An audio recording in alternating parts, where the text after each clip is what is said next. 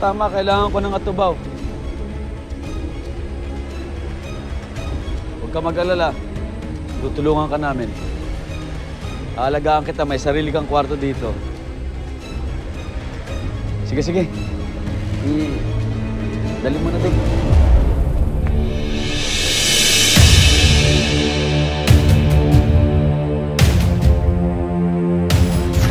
Kung alam ko lang na dadalhin niya ako sa impyerno to.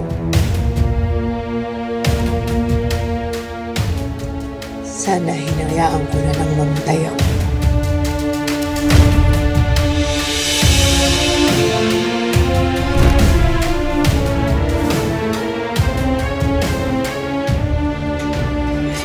Hinahanap daw ako ni Lolo. Or should I say, Bangkil? Gusto mo bang huwagin kitang Bangkil?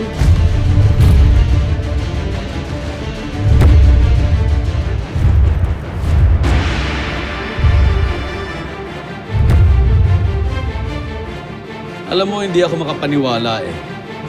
Hanggang sa sinabi sa akin ni Ivan. Totoo pala.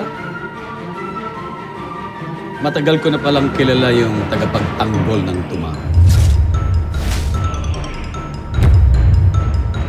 Wala akong kaalam-alam.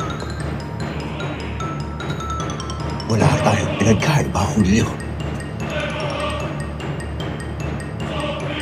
Dahil matagal ko na palang kilala ang demonyo pumapatay sa mga kalahi kong aspaw! Sabihin mo sa akin, ikaw ba ang nag-utos para guluhin ang kasal namin ni Elsie? Sumagot ka! Dali, nag-iisip pa ako.